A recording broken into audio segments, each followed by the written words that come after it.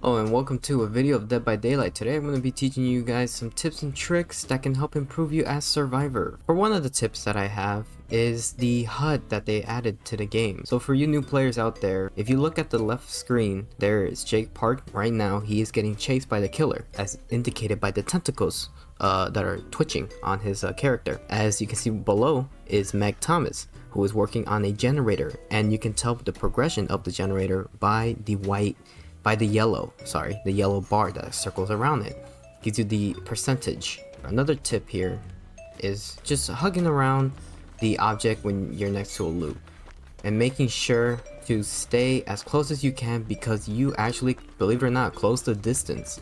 Killers will also do this too, because they will also try to, catch up to you. Another tip I want to show you is the shack. This is, if not the most powerful loop in the game, because once you close this pallet right here down, killer has either two choices: trying to go around or go through the window if they don't want to break the pallet. If they do, then the shack becomes a lot weaker. But you basically have so much control of this building, it doesn't even matter, because you can just stand right here and you can see if the killer is gonna either backtrack here or he's gonna go to the window, and that makes it so much stronger. Another tip I want to give you, and this goes without saying for any loop really, this loop, considering how open it is, it's best to just stay around corners, because that way you have a good idea of where the killer is. Really use your third person view the strongest you can, like this for example, because it's all about mind games at the end of the day. But that's one of the things you can also learn. Make sure to connect loops, so that way the killer always has a hard time trying to keep up with you in distance. For example, this is one of those examples. Again, this is a computer killer, so nothing crazy, but that's one of the things you can do. Another tip I can give you is that if you're on a very weak loop, for example this one right here, it's best to just play around it, never drop it, because there's really good chance that the killer would just hesitate and not actually follow through.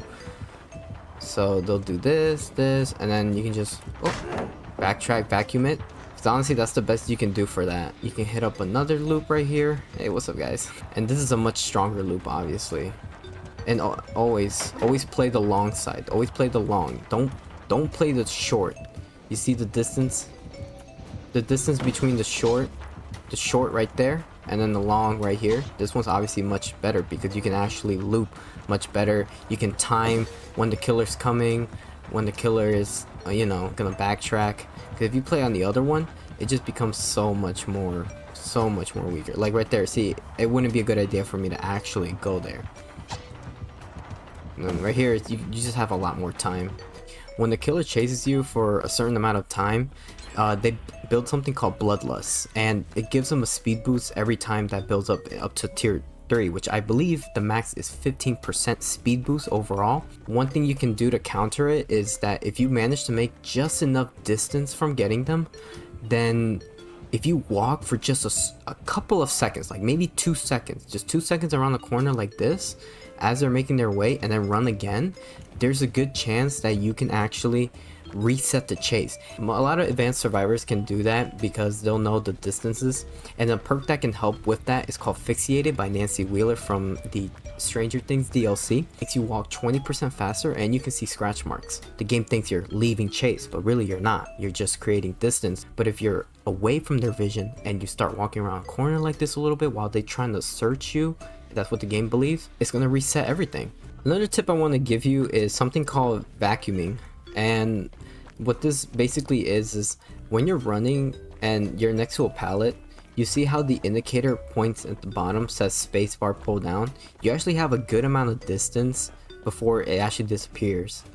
And something that you can do is you just keep running and make the killer think that you're running, and you're actually gonna pass the loop, when in reality, as you're making your way, you just go around and then boop. See that?